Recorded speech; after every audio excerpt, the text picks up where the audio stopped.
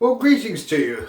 I don't know whether you caught an interview on Sly TV the other day with Boris Johnson being interviewed about what advice he might give to Andy Burnham. Ha! Good gracious me. A Prime Minister who was supremely incompetent, inept, who had to resign early because he was caught breaking all his own rules.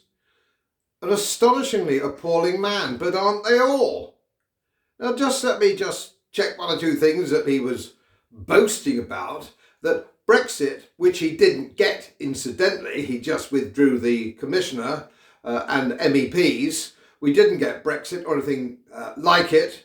And of course I've banged that drum before and I'm not going to bang it now. But one thing he was boasting about, we got through the vaccines. We managed to clear the vaccines for distribution in COVID much faster than the European Union. Yes, well, we did. We got them out, these experimental vaccines, on the hurry up because we weren't members of the European Union. And subsequently, because we found out just how damaging they are. Many were taken quietly off, no names, no pack drill. This is the kind of sociopathy we see with these senior politicians all the time. And I've said before on this channel, in 2022, April, he tore up the agreement which was initialed in Istanbul to bring peace to the Ukraine. Since that time, and he persuaded the Ukrainians to tear it up, since that time I think there's probably been somewhere in the region of another 1 million Ukrainian young men killed or maimed. He sleeps well at night, does Boris. He simply doesn't get it, but he's not alone. We had to endure Starmer standing on the steps of number 10 Downing Street, weeping about the country he loved, which he clearly doesn't. He hates this country and everybody in it. We all know that. It's these sociopathic tendencies that these people have. Now they're chasing Nigel Farage for what I regard as a slightly ill-advised decision not to list the donation that he got. But let's look at other things. Let's look at how much people get post office. Let's have a look at what Boris Johnson got for prolonging the war from the military industrial complex. And we know it's in the public domain. It's not an insignificant sum. We have he had a Chancellor of the Exchequer, Conservative George Osborne, who slipped into a lovely £500,000 a year job with BlackRock.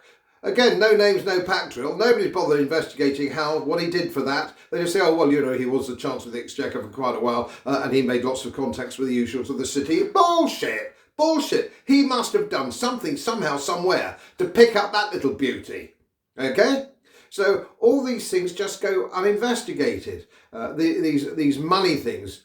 And I just don't understand why the press don't get onto these things. Why, if they're going to hound one person, if they're going to hound Nigel Farage, why don't they hound all these other characters? It seems there's always this two-tier system running again. And a colleague of mine said to me, and they say, you see, there wasn't a breach of the rules.